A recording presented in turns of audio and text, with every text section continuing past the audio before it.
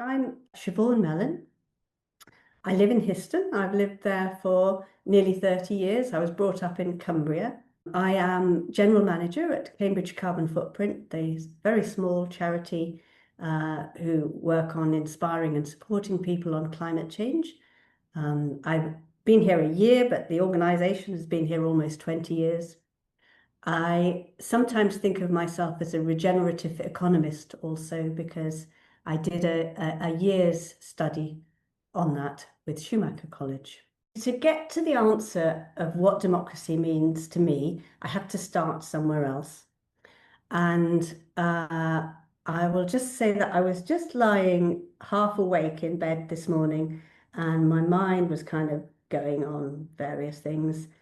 And this phrase came to me and interrupted my rather negative kind of mind loop and just took root. And the phrase was entrusted with.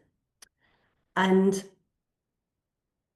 what it means to me is that we as human beings, because human beings over the course of hundreds of thousands of years have become so super powerful through the use of technology, we have this ability to really change the world, and we are, and we're changing, we're harming the world in many ways. But alongside this kind of this power comes responsibility. And so my deep sense is that we're entrusted with responsibility for the living planet. And so how do we exercise that responsibility? Well, none of us have all the answers. Human beings are amazing. We need to draw on everybody's insights in order to do that. And so democracy is about how we govern in the interests, actually, not just of human beings, but of all living beings, really. We draw on our insights to do that. And that governance is about how we manage our home, how we manage the planet, how we manage our economy. So the word economy comes from the Greek eco for home and nomos for looking after. It's about looking after our home, and actually home economics kind of that draws on that same thing. So economics means something very different to people these days, but that's its original meaning, and that's how I think of it as well. And so the governance is very much about managing our economy, managing our planet. And so democracy is how we try and do that by including everybody's insights, everybody's that sort of jostling for position, sort of so that we include everybody's interests. I have a strong sense that we are that where things are not as we think they should be, we should take responsibility and do what we can to change them. And very often, that means influencing our national government, or trying to influence our national government, because our national government has some power to change things. And so I do engage with that through the channels such as they are, from time to time. And so most recently, I've written to my MP, and my letter to my MP really basically said just count me as somebody who is writing to you about Gaza, because I just want to be counted as saying that this is just intolerable.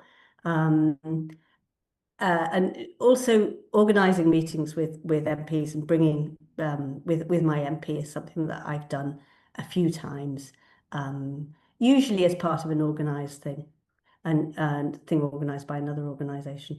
So that's in terms of sort of national government, and then more locally, again engaging with councillors and with the local authorities, and yesterday there was a meeting in Histon which was about some planned changes to the busway. And there were about 120 people there, so I was part of that audience, just sort of engaging with the local authority. So those are a couple of the ways that I engage. Do you think that the And work? of course, I vote. Yeah, and I vote, and I very, very strongly encourage other people to vote. And I'm really aware of the limitations of our system, but I'm hugely conscious that it's so much better than they have than so many other places, and shouldn't be taken for granted.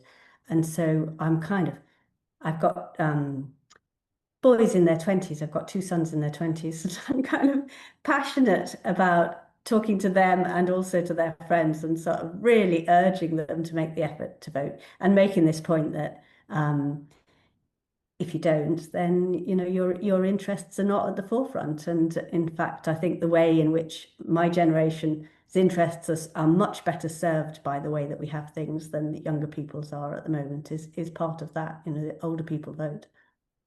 One of the things that we do at Cambridge Carbon Footprint is we encourage people to engage with various campaigns to change legislation. And so there's a particular campaign at the moment around the right to repair. And this right is stronger in Europe than we have at the moment in the UK.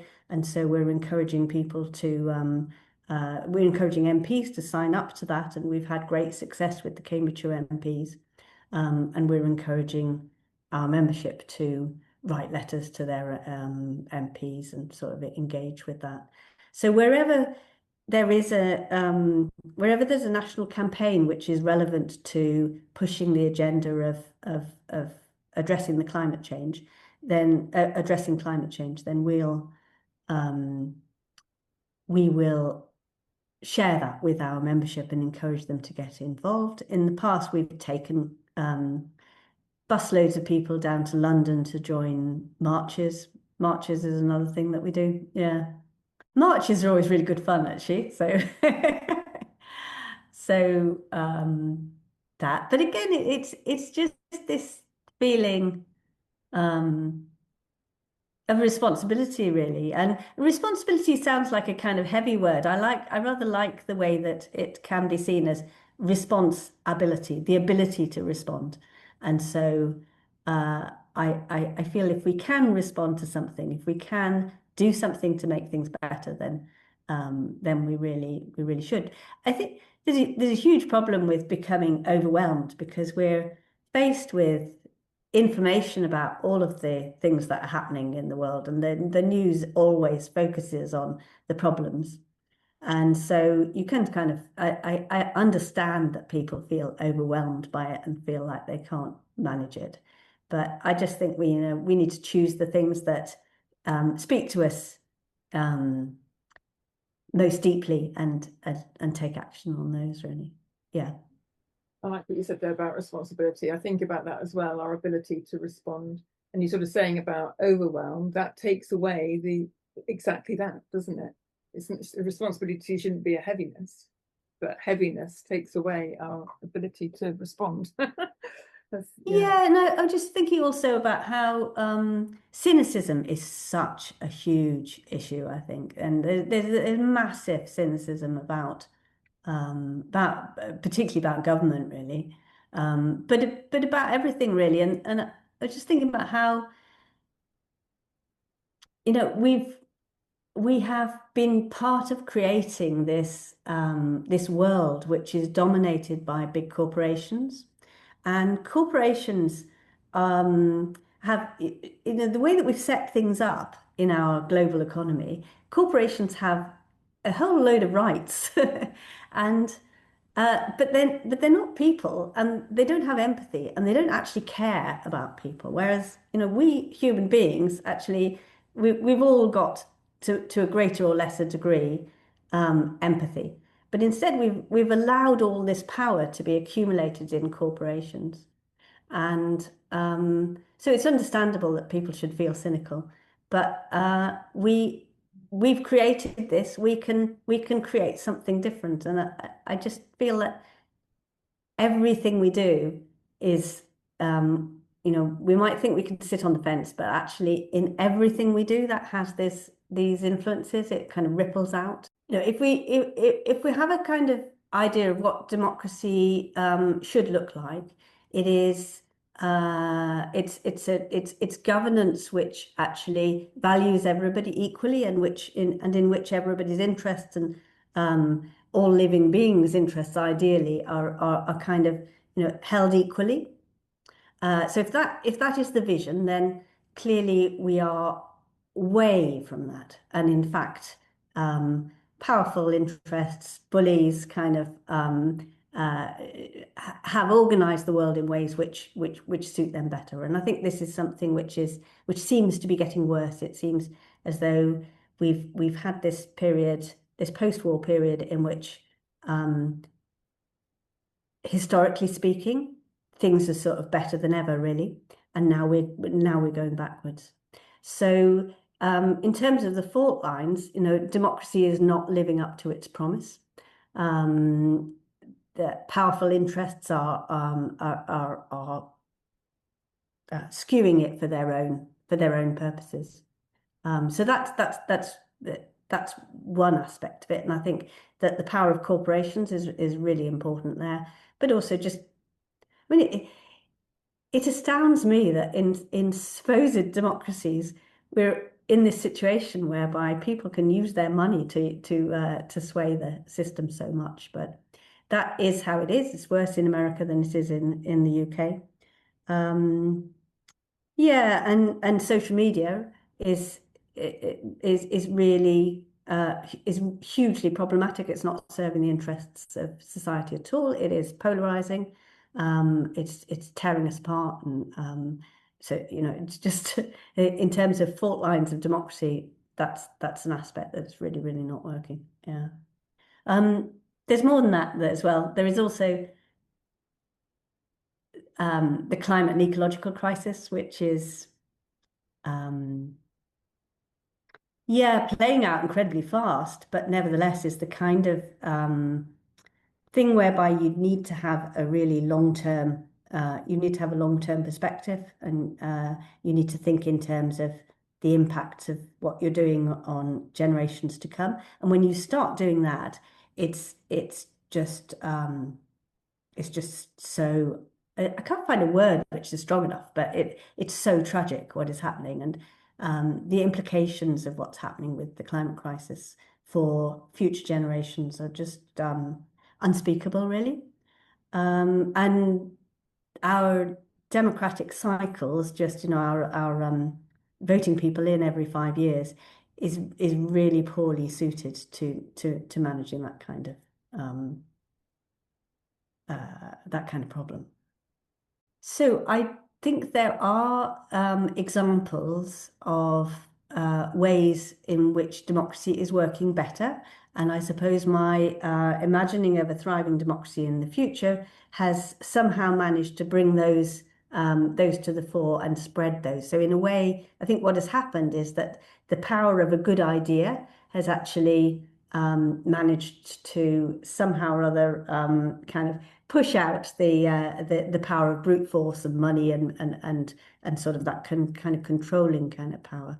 So the kind of things that seem to be working well are citizens' assemblies, where instead of having elected people deciding with all the problems that brings in terms of how they can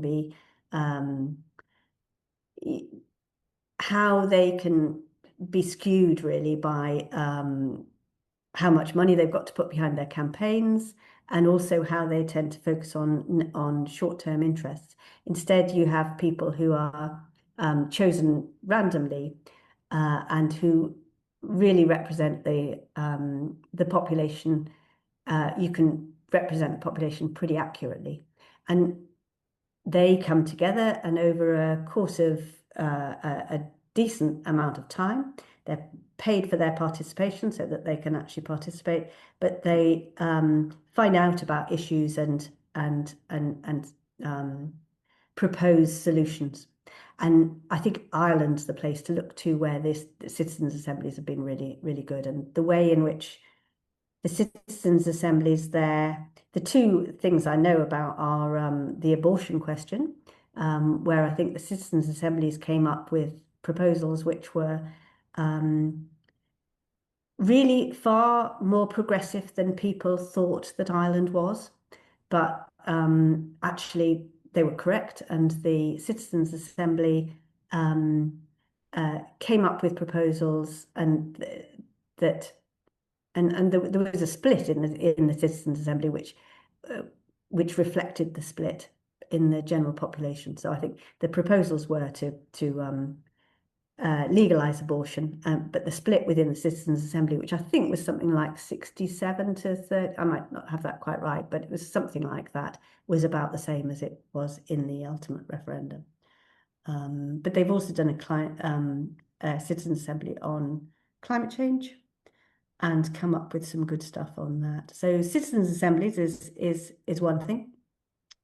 I'm really interested in the stuff that's going on in Taiwan, where they've had a digital minister, Audrey Tang, who's a really interesting person, and a software engineer, has been really involved in using technology to crowdsource information and to just improve their democracy, really. One of the things that they did was they created a whole load of shadow websites of the government websites, which just really helped people to work their way around the system and work out how to actually make the most of the governments.